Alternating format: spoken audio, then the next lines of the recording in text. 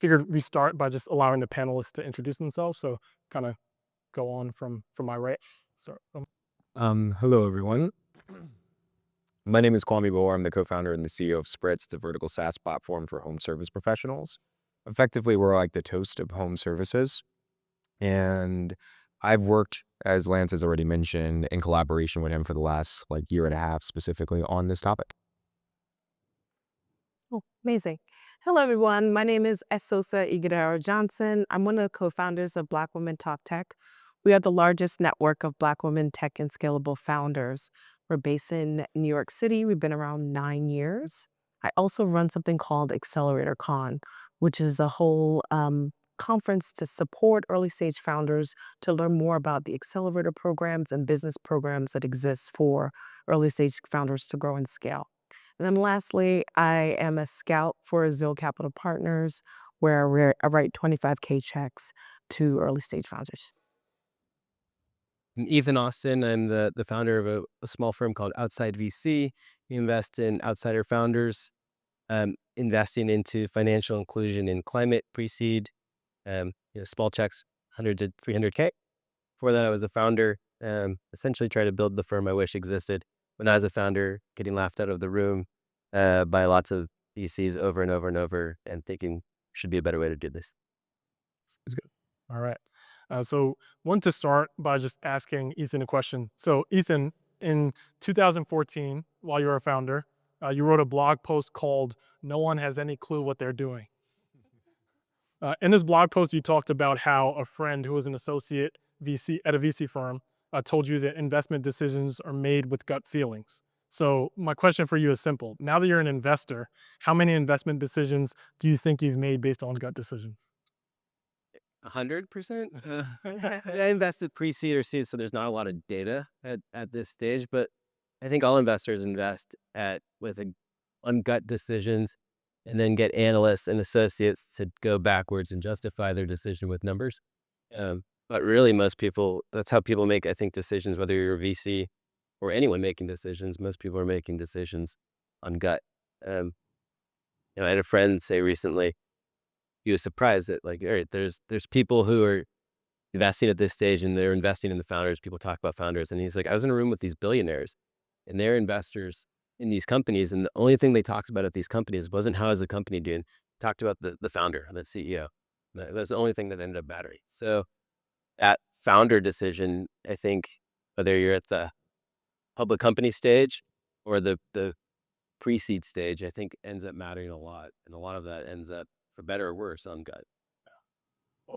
That makes sense. I think I kind of give a little bit of pushback though, because I think as a founder, I think especially pre-seed, seed stage, you tend to hear that it's all about investing in the founder. But I think most times, or most of what the mainstream media says is like you have to have statistics early on and like show traction before you can actually get investment. Which I think Ethan is on the cutting edge of investing in founders when it's not obvious. But I just wanted to get pushback and kind of bring Kwame in at this part of the discussion. Like, so Kwame, what do you think about making gut decisions as investment? And like, is that a bad thing versus a good thing? Yeah, so you start with that.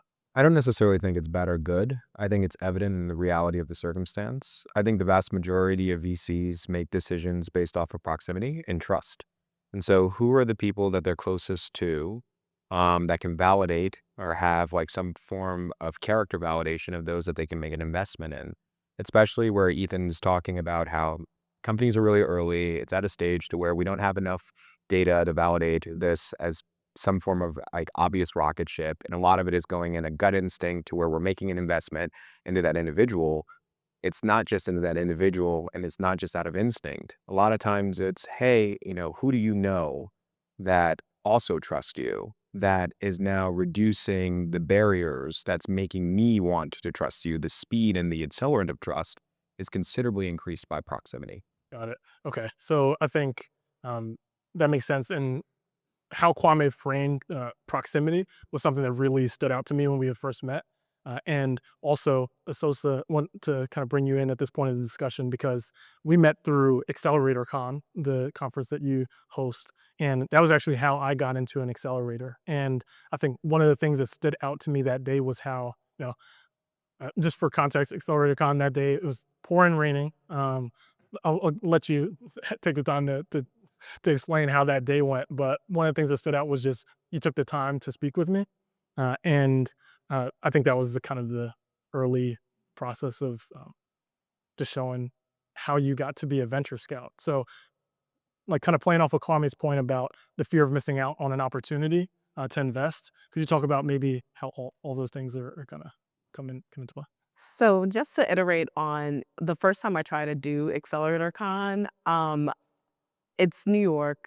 It's September 29th. I will never forget this. It doesn't normally flood. And then for some odd reason, it had flash flooding, which means surprise flood. And so I ended up having to cancel that day, but a bunch of people still showed up. So I was trying to be as helpful as I possibly can and apologetic as I can with folks who dedicated their time and effort to be a part of the experience.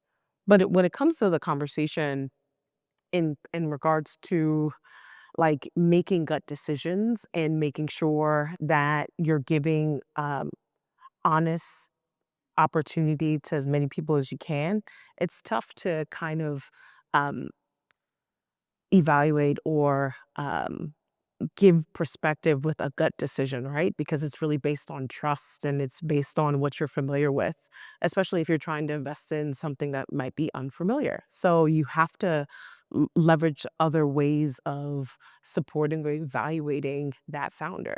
So de-risking the investment with saying who else believes in you, right? Or what other levels of traction you were able to provide to be able to do that. But I think also some of it is just like there is some level of data you can provide, you can evaluate alongside with the founder, especially when most of these um, early stage VCs tend to increase the what I would call the goalpost when it comes to certain founders of color or women. And so now, if those metrics are constantly changing and what's trusting doesn't always are not always the same with every candidate, it makes it really hard to make it really unbiased, right? Or at least the attempt of that. And I think the point of like having someone to validate a gut feeling is a great first step. I think what the challenge becomes is making sure those kind of gatekeepers or those evaluators aren't just reinforcing some of the things you normally would like to see instead of like a more balanced approach of really actually disproving you and as you being their boss, right? And I think that's part of some of the things we have to kind of evaluate and try to, tease out when we're looking at the opportunity. Yeah. So I think this is a great point in the discussion to move back to Ethan and like your experience as a founder, right? Because uh, as from the outside looking in, no pun intended, promise.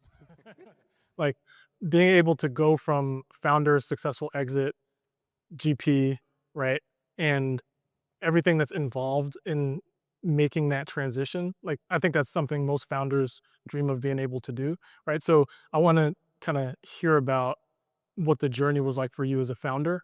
And I think for the audience, it'll be really helpful because it'll give insights into how Ethan was able to make this transition from being on the outside and being inside. Because you considered yourself an outsider in the beginning, right? Yeah, yeah, absolutely. And I mean, I might not look like an outsider in a lot of ways. I came into tech, started a company at a law school with a co-founder. Um, I had not zero tech experience, I had zero experience in life at all. In 2008, at a time when you had to be technical to start a company, we were in Chicago, a pretty conservative place to raise capital. My co-founder, she had worked at nonprofits, was a Latina immigrant from Costa Rica. Like we just weren't the people that most people were funding at that time. And we got laughed out of the room for 2.5 years. No one would invest in us, and then an accelerator invested in us and gave us a little bit of money. And then, the thing we were doing wasn't obvious to the world at that point. years later, it was obvious, and we had tier one investors coming behind us, and you got to be kind of that inside track Right. after a while. Right. But it started off really hard, being on that outside track. And uh, it's definitely shaped a lot of how you think about things today at the firm, of because it's just way too hard to you miss a lot of opportunities if you're not looking under unexpected places. And I think for me as an investor, I think the biggest opportunities are usually going to be the ones that other people aren't looking at, that aren't obvious. And like, there's no one in the world. We talk a lot about founder market fit in this space, and like, oh, you have to have founder market fit. You have to have founder market fit. We were building something net new at the time that didn't exist in the world. There was no one in the world who had founder market fit for what we were building. So I think if you're looking for kind of the biggest opportunities, you have to be okay just going outside and being curious. And like, it's so easy to just say no to everything. And like, you do a lot because just of bandwidth. And it's just the nature of how VC works. But I think being curious and opening up your mind to what's possible is not just you get better exposure to interesting things and interesting people, but the biggest ideas are going to come from over here that no one else is looking at. Yeah. So when you say founder market fit, I guess in your response to that question, are you talking about how investors look at founders? Yeah, like, oh, why should I bet on this founder? She's working, she's building a marketplace for cleaning services. Has she done anything in that space before? No, she came from, a consumer company, CPG company. Why would I bet on her? Um, you know, Founders are looking, or VCs are looking for, does this person have some experience that's relevant to what they're doing now? I take the approach that like most VCs, their aperture of what makes someone good is too small. It's too narrow. Like my thought is like, if you've been good at something in life, it doesn't matter what it is, and you've like strove to be like excellent at it, you're probably going to be good at whatever you try. And like everyone can learn stuff. You can learn the domain, you can learn a space, but like I look for people who are just trying to always be great at what Got it. they're doing. Yeah. So the reason I asked the question about founder market fit and how you perceive that as an investor is because uh, I look at it a different way as a founder. Like the experience that you have, and I think this is where I want to bring Kwame back in because as a part of the data series, we wrote several qualitative articles just exploring like the language, like what is it exactly are people talking about when we say founder market fit. And I think from my perspective, and this is why I resonated with what Kwame said so much, was about proximity. Like from my perspective as a founder, you're only going to be able to start the companies that you have experience with. So, like when you're looking for an investor, you know, I think some of this is where the gap tends to be, is because if you have experiences in um, something that's outside the scope of that aperture of the that an investor has, then it's going to be very hard to kind of like reconcile that. So, Kwame, what do you think about that and how founders break through, or how investors can kind of shed some of that bias or widen their aperture? Well, first off, I do completely agree. It's a bit of a chicken and egg concept because it's very difficult to get experience in an opportunity you haven't explored until you explore the opportunity. So it just kind of creates another obstacle or a barrier that could be used to prohibit someone to get access to the resources they need to prove. And then ironically, the absence of those resources then perpetuate another problem, which is the inability to grow into that said space, which also creates its own set of challenges, especially in an industry to where growth is the most pertinent metric. Your ability to showcase how quickly you can ascertain or de-risk the opportunity is paramount. And unfortunately, the industry by no means is uniform. Like one of the biggest eye-opening experiences to me is that the vast majority of venture capitalists have actually never raised capital as a founder before, nor have they ever actually built businesses as a founder before. So Ethan is both refreshing, but also fairly unique in his own industry. And it's because he is uniquely one of the few that have worn multiple hats. Like your traditional VC is someone that went through an MBA program, likely at a highly accredited school, but then opted to raise a fund leveraging the proximity of their network to then invest into companies that they have domain expertise in. And I say that with air quotes because a large portion of them have little understanding of what it takes to actually build a business. The other thing that I think is really interesting that I thought was missing too is that when you're not just evaluating founder market fit, but a companies altogether, in some cases, like Sosa mentioned earlier, the shift of a goalpost. But I realize that often at times it's more of a seed or of doubt that's been placed in the mind of the venture capitalist and whether or not that opportunity is real or legitimate and the inability to say no. And so it's more probable that you'll get a maybe than you will either a fast no. So it's like the slow no or maybe. And so I'd like to be informed in the event that an opportunity does present itself and you're able to secure capital. I don't want to be the person that's the odd man out that heard of this opportunity and now wants to invest. Yeah, so that's a great point. I think there's a lot in there that I think is going to be very beneficial for both founders and investors in this room. And I want to kind of move the conversation forward a little bit. And so, Asosa, you mentioned like not you mentioned, but Accelerator Con, and even though it was a crazy day, it was still like I was very. It was one of the most welcoming experiences that I had early as a founder, and you know, we talk about the craziness that it was for you. But I remember my experience was as a founder was that no one knew if the session was going to continue. So I heard in many points along my journey to getting to Accelerator Con, this event is canceled. So no, no, no. Up until like actually and just persisting and saying, I'm just gonna go. I'm kind of here. I'm like I can't turn back because it's already a flash flood. So I'm just gonna try to get to the session.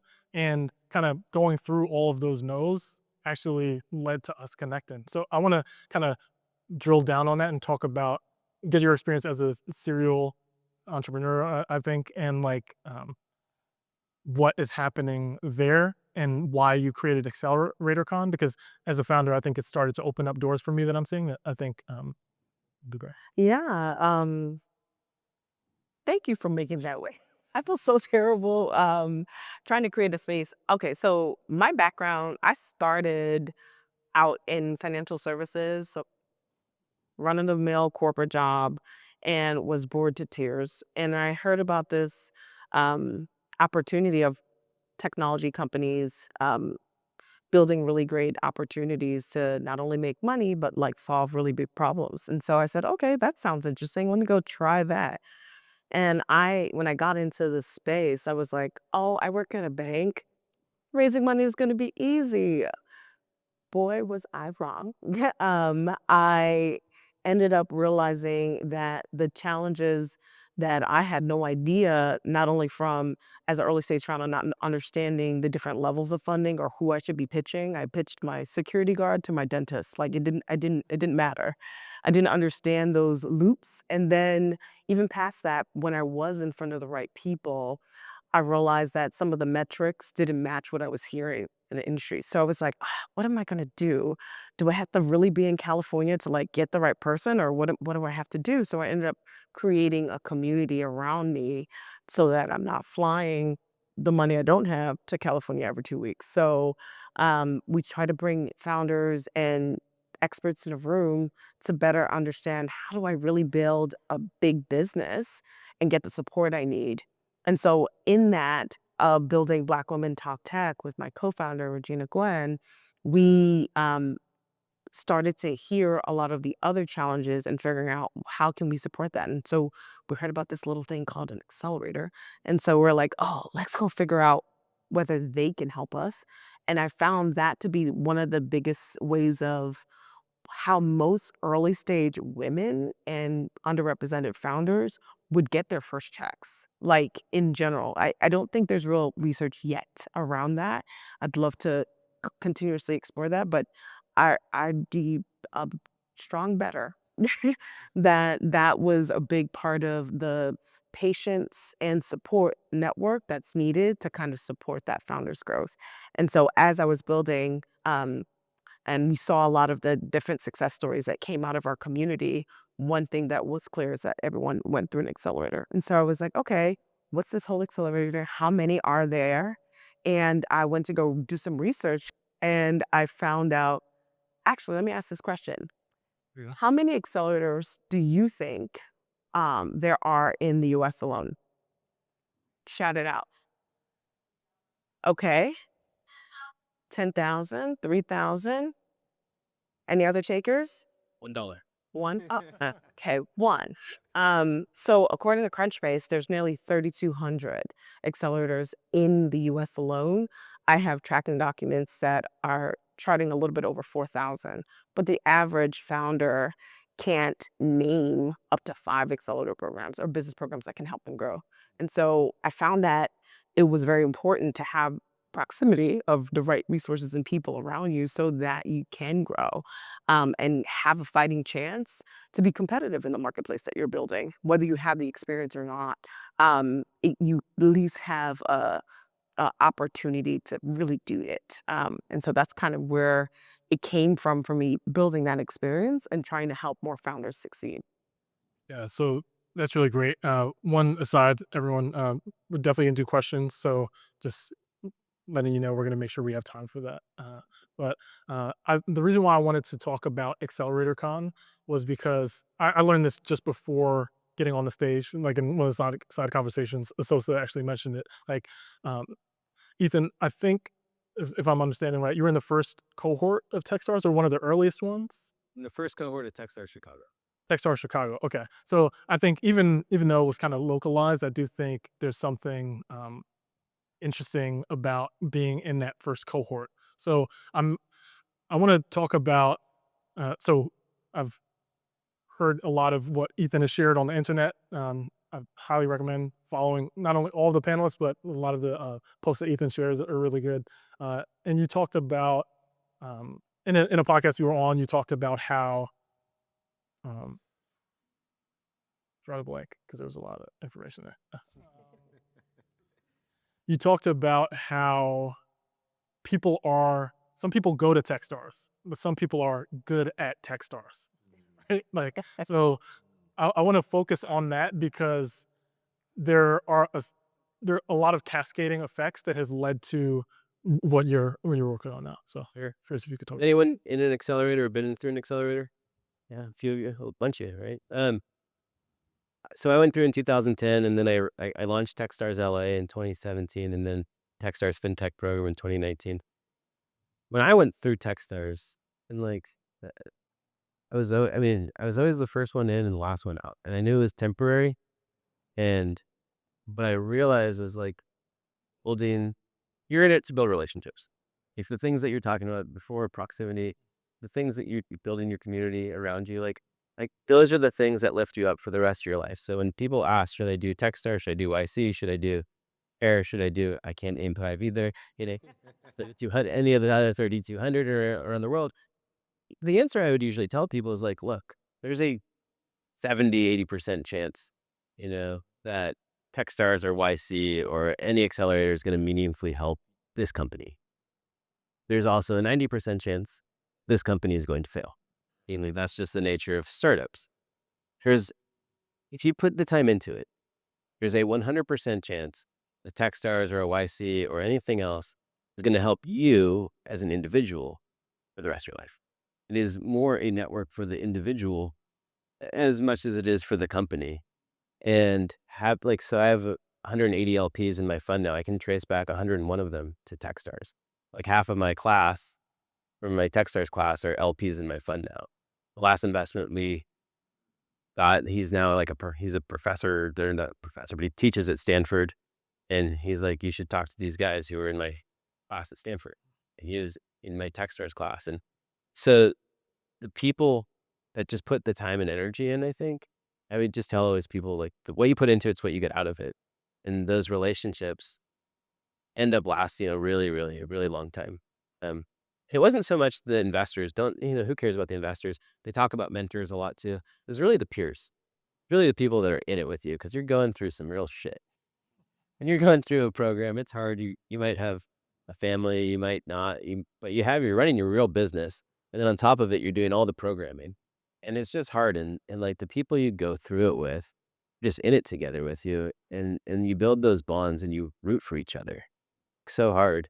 And you celebrate your wins the rest of your life together. So I think when people are good at Techstars, it's the people who are leaning into building long-term relationships. Yeah. So I think there's several reasons why I asked that question of you, Ethan. Number one, I've heard you speak about how community as an operating principle for your fund, and just what that even means. And I think all of the panelists on this stage like put community at the forefront, because I think that's how that those numbers that we were sharing actually start to change. And so I want to bring Kwame back in on this discussion because you mentioned like one of the things that resonated with me. There's a lot. I was fiercely taking notes every time any of them speak. I'm like taking notes like ad nauseum. But there was one thing that you mentioned about leveraging serendipity as a superpower, and I think I realized it like maybe a year and a half ago how powerful that statement was, and I think the length of our working relationship is a testament to the like what happens when you just work on things and you may not be able to define what that outcome looks like, but I was sincere about like I think we would work well together. I want to double click on this part and then kind of use that as a jumping point. Yeah.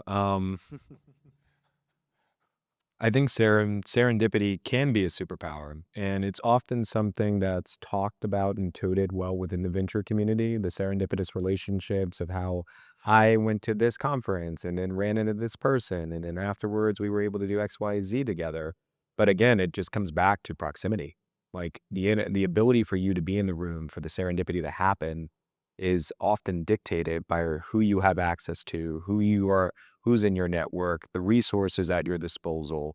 And it's a lot of those challenges that so many face within this ecosystem that inhibit opportunity from being realized. I think one thing I also want to clarify is that a lot of people take the guise that they think that there is a bit of a meritocracy here, and that sometimes the hardest worker is always going to be the one that gets the better out or best outcome from all of this, and that there will be some form of earned return. And that's not always the case. There's to Ethan's point, he made this point very clear to where he said 90% of you will fail. And there's a lot of instances to where I've seen founders exercise a certain degree of risk under the impression that serendipity will be inevitable and work extremely hard, extremely diligent, under the impression that they will inevitably get that shot. That shot sometimes doesn't happen. To be in this industry as a whole, you have to be in a position of privilege. All of us on this stage are privileged, like in some capacity, shape, or form. And we're able to exercise and leverage that privilege as a means to be able to manufacture or commit alchemy. Like the very nature of startups is turning nickels into quarters. Like you're really just figuring out really clever ways to leverage ingenuity to then produce more and then get access to resources from those in your community to be able to then scale it. But again, it comes really back to proximity overall. And when I even think of my own career, I just think of how fortunate I am. And I do think that there's an opportunity or intersection of fortune and fortitude that allows me to be present and be here. But at the same time, like, again, there's a lot of things that are outside of your control, and it just kind of comes with the territory. And so the way that you can manufacture serendipity is always showing up, always trying to be ready, but be grounded in that reality. It doesn't necessarily mean an outcome will be successful. All right. And so, I was going to say, I saw Ethan raise his hand. Like you talk about serendipity, it's like if you want the real about like fundraising, right? So like when I was a founder, we had pitched first round capital 2009, 2010. We got polite rejection emails from them both times. 2012, talking about serendipity, it's funny. It's like this is the last time I was at South by Southwest was 2012. We ran into there's this Twitter meme at the time, and he was this internet robot called Fake Grimlock, and he would give out startup wisdom in a robot voice, and people thought he was funny.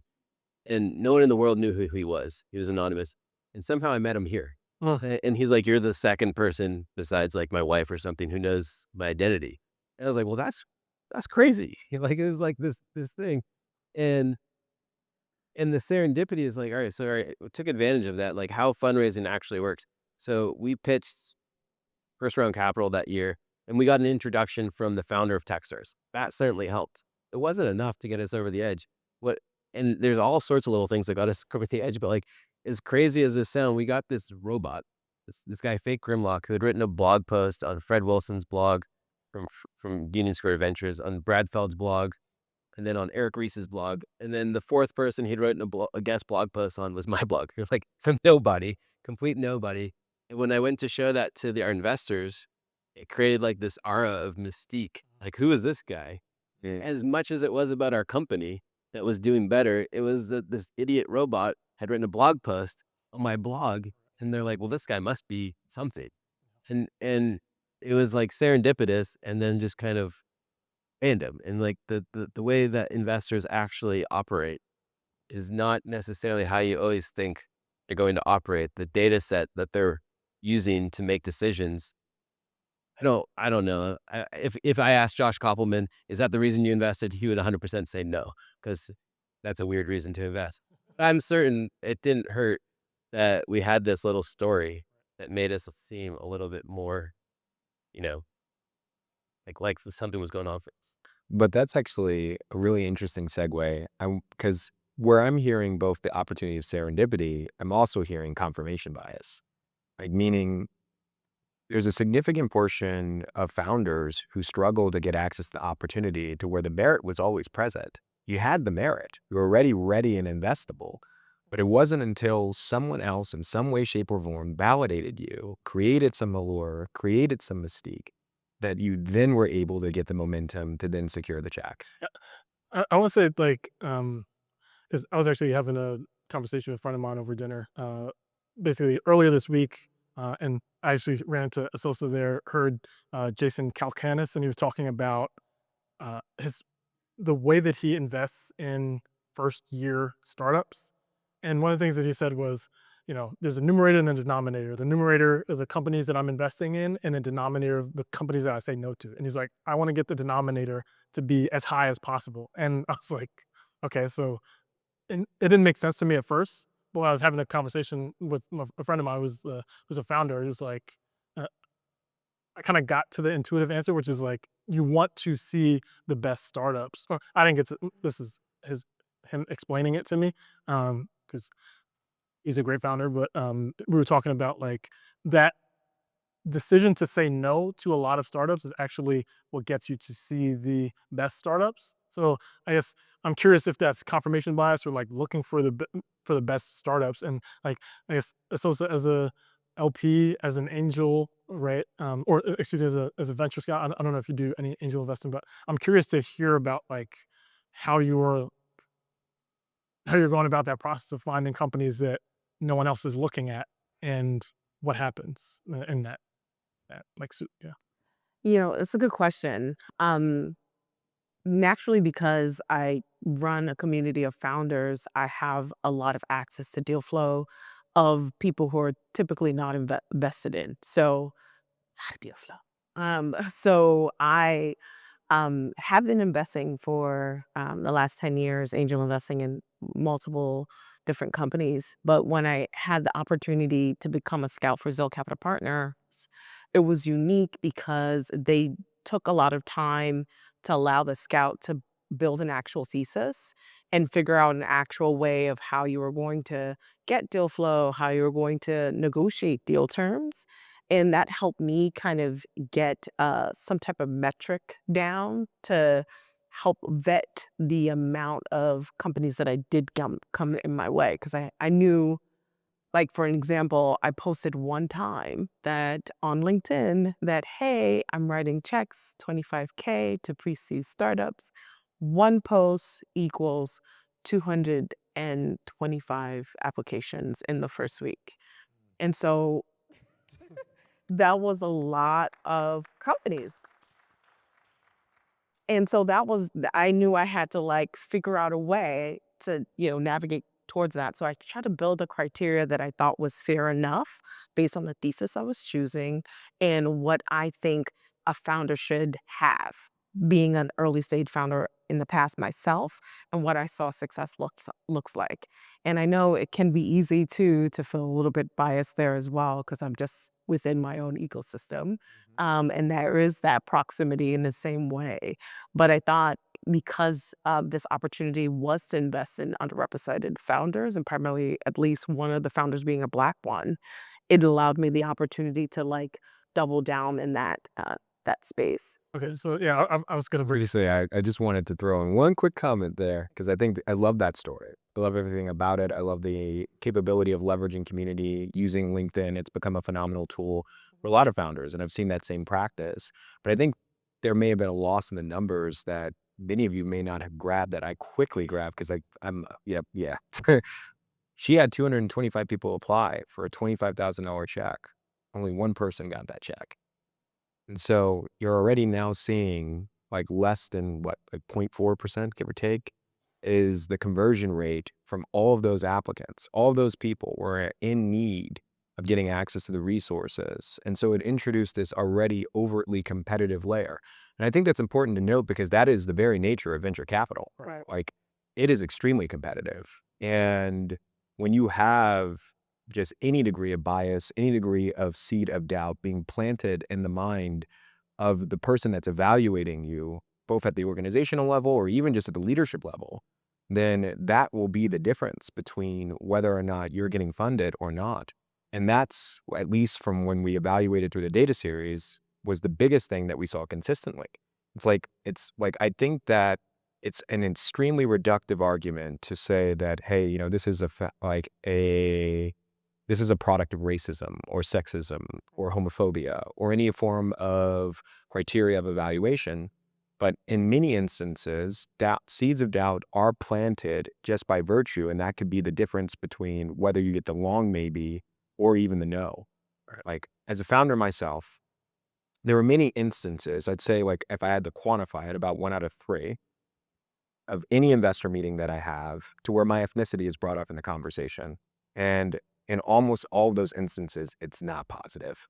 And the reason why that's done, and part of the reason of why it would inspired us to do the series altogether, is that the media has done a job of inadvertently planting a seed of doubt into the minds of prospective investors when they advertise statistics like 1 to 2% of venture capital goes towards insert demographic here.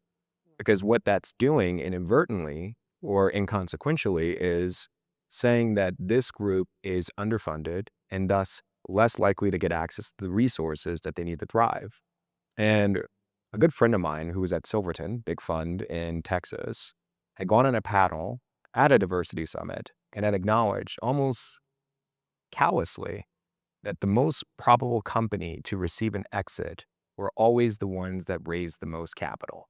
It had very little to do with the team. It had very little to do with the success metrics of the organization.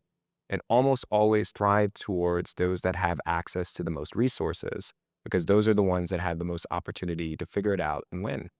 And so bringing that back and kind of like creating that level playing field, following up off of Isosa, I want to kind of bring that into the conversation primarily because I think it's important to note that that's really the challenge here. It's that cognitive bias that's really making the difference, and it's not the merit, and it's the proximity ultimately that's making that decision on whether or not someone is getting that yes. Right. And I think that's kind of why I started with the picture that was very unflattering of me. It was just like, number one, I didn't even take that picture. I had to like scour the internet and like I took a screenshot of the video of.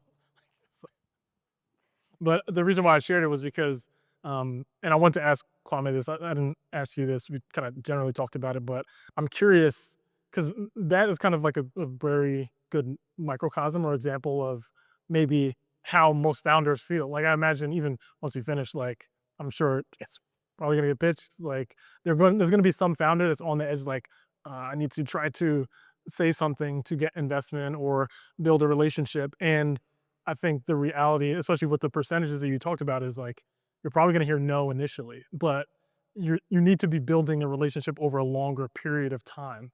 And you need to like think about being in business long, but also getting the resources that you need. So like I'm curious, what do you think about that confirmation bias? And even if you wanna, you don't have to, but you wanna talk about the moment of like waiting to hear from someone else who's on the line to speak with you. Like I realized that I wasn't trying to pitch you or anything, but I was like, I think we could probably work together, but it's kind of like one of those situations. But So I'll bisect that. Like, I think two things can be true at once. I think there's a lot of like you have to keep into consideration the vast majority of founders operate in silos. And so they're in echo chambers and not able to get necessarily the right feedback or even the right advice to be able to understand or differentiate ways in which they can improve and understand whether they're making a mistake because they're saying the wrong thing or because they're facing some objective challenges. I also want to be very clear, regardless of your ethnicity, your gender, your sexual orientation, this is really hard. Like VC is just hard for everybody. So it doesn't matter if you're white and male, like it doesn't magically become easier for you because you're white and male. It just that from a distribution capital aspect and evaluating it, there's a probability or increase of probability that you'll get access to capital. But there's also an offset to where there are more white male founders. So there's still a lot of them that just aren't getting access to capital either. And I think that needs to be said as well. Um, the other thing that I wanted, I lost my train of thought, but I'll come back to it. When we met and when we first got introduced, I think the reason why I was so enthusiastic about participating in this is that I had originally been on a panel and someone had asked me a question that I didn't have an answer for. Like I do DIB panels quite a bit. And in this instance, Fearless Fund had recently been litigated. And there was a lot of exploratory conversation with respect to the litigation that they were facing. And then someone poignantly in the crowd had asked, you guys are repeating that stat of 1% to 2%. And what should that number be? Like if you were to actually evaluate theoretically, what is a benchmark that we as a community should be looking towards to then understand this should be our North Star and this is a way in which we can actually make some meaningful progress? None of us had an answer.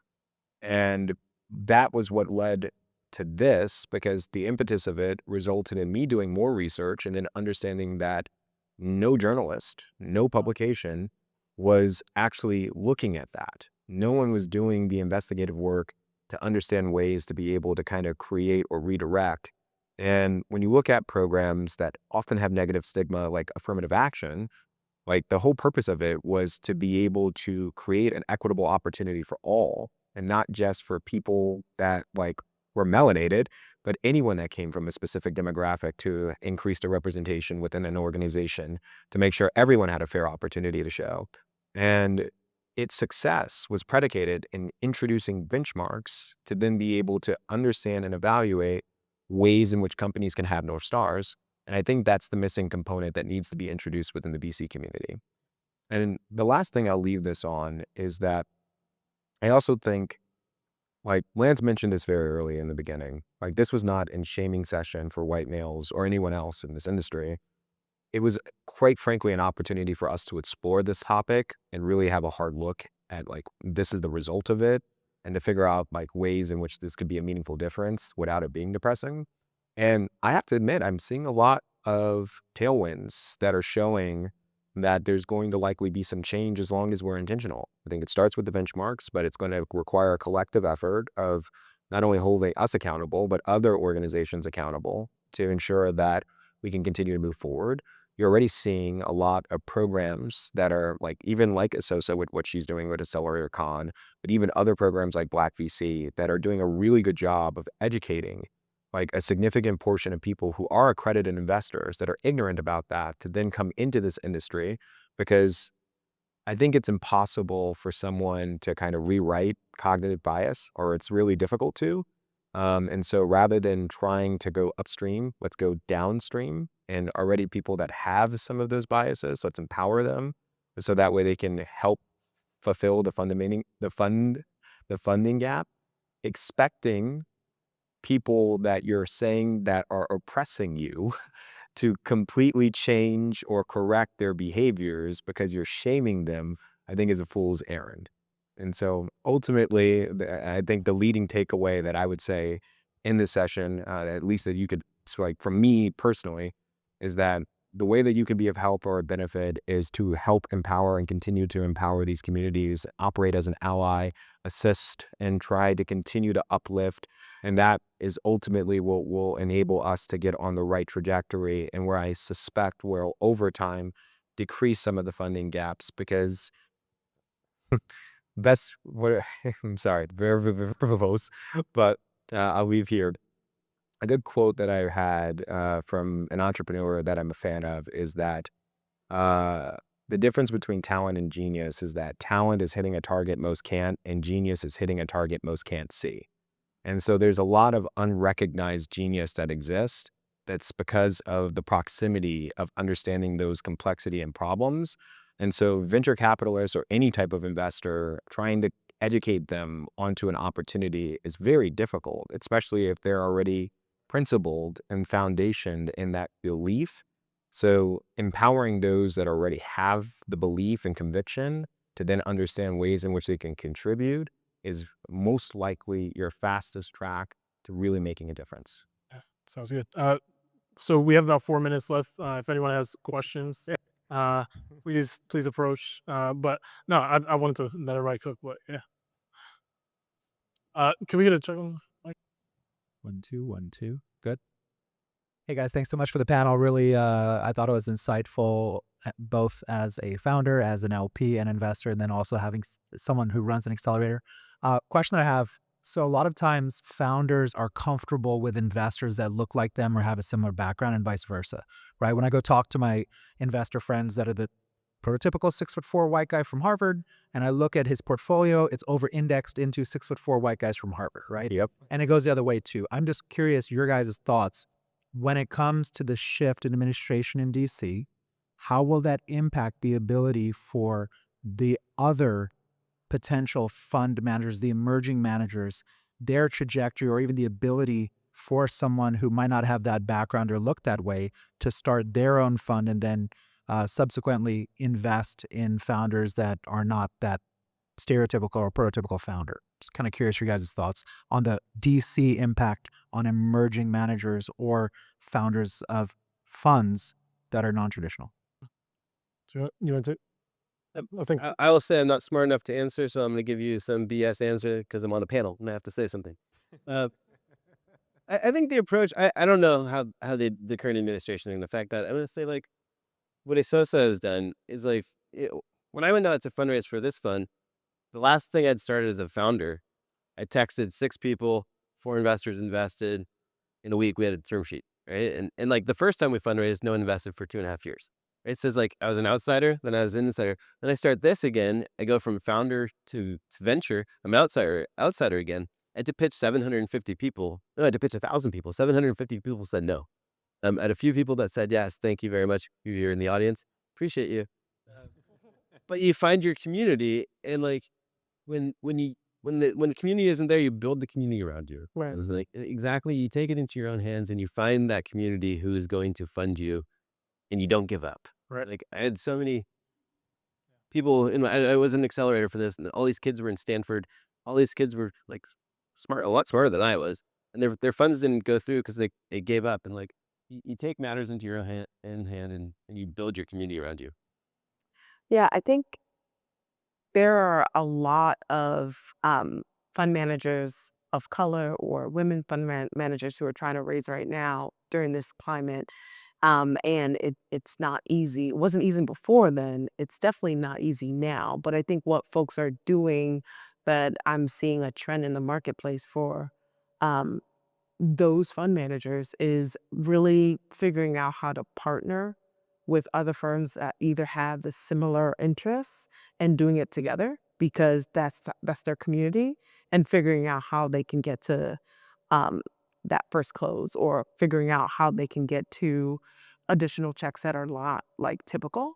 But I think the challenge will be that no matter who's in office, you're still having to figure out how do you raise this fund. And so I think the best resource that most people, whatever your background, it has been how well are you to build a network, and how well do they know you for you to de-risk the investment. And so that's what I've seen more and more over and over again over the last couple. sounds good. We're actually at. Do we have time for? Is there?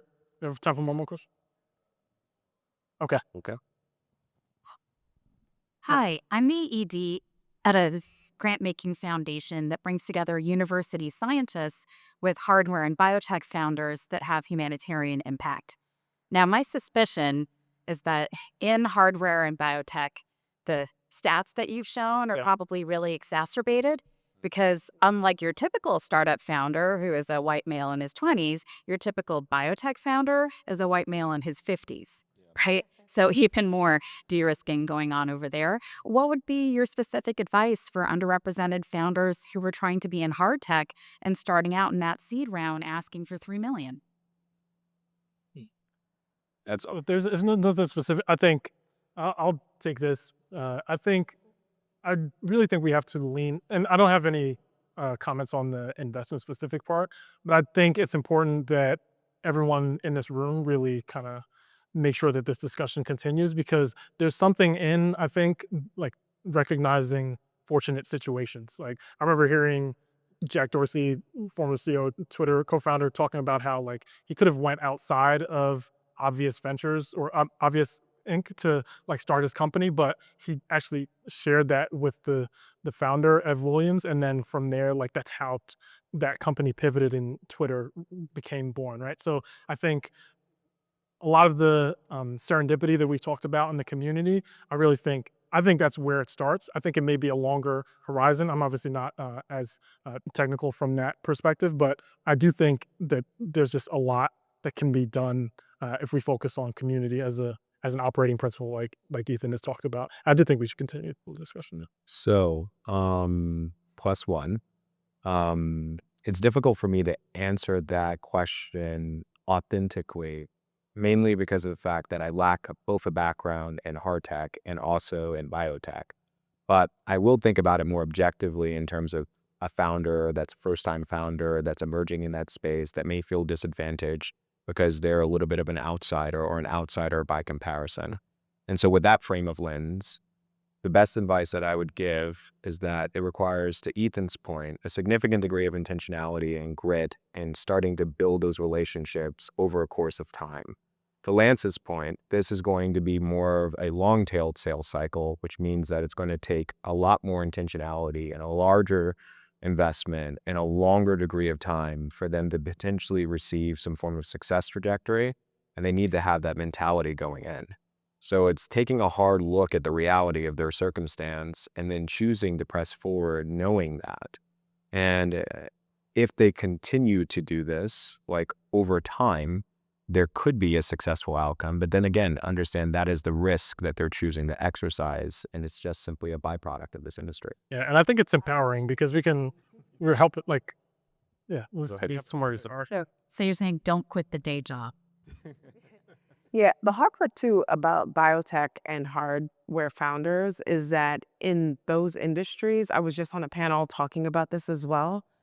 Um, it's like the polar opposite of the traditional VC. They're looking for 10, 20 years in engineering or aerospace, whatever, before they invest. So the type of Profile. gold star profile tends to be a lot older, and it begets a lot of the same data you're seeing now. So older white males would be the star there, unfortunately. But what I found that was helpful when talking to some of these founders and figuring out opportunities, even the older founders or the younger founders, they were still relying on government funding plus long-term opportunities and programmatic opportunities that happen like with corporates that want to fund programs that are similar interests. So that's what I found a lot more that those type of founders are looking to get investment and opportunity from. And I do see a lot more programs that keep coming out, not only just from the government, because there's like tons of opportunities with the government that's saying, hey, build in this space, we'll fund you and we'll build it with you.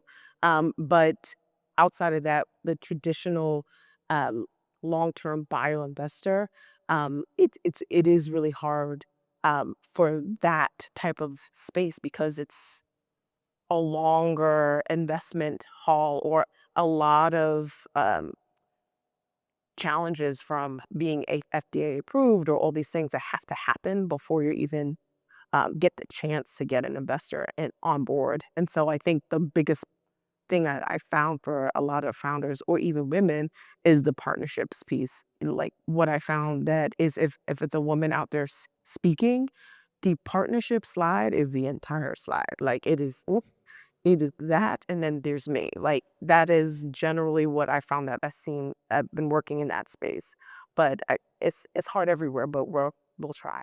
But if I'm reading you Uh, right, it sounds like I you're saying apologize. I don't mean to. We're going to be available for questions, so we're kindly asked to move outside of the room. I think there may be another session, but we'll be available. I think there's another session afterwards. But you want to make a comment? Oh, Yep. I just wanted, as we're ending, to really take the opportunity of thanking all of you for coming to our session, to participating in this dialogue, for engaging and asking us questions. We're very grateful to have had the opportunity to dialogue this on a stage as big as South by Southwest. Similarly, I want to take that opportunity to thank all of the panelists for participating as well. Like Lance is really a rock star. Like a lot of this came from him. So he's we're proud of all. Ethan is Sosa, so grateful for both of you for participating in this. As Lance has already indicated, we'll be available to answer some questions immediately afterwards. The only other places that I wanted to do some shout outs to, where we had a couple of interns that worked with us, Zoe, Louis Chamberlain. Oh. Louis Chamberlain. and continue. Yeah, Keep Deborah your mouth. Papula, all the way from Africa, who joined and volunteered her time. Sebastian DePestri, and then our videographers and photographers today will provide their credits. And but yeah, just want to say thanks. So thank you all. Thank you.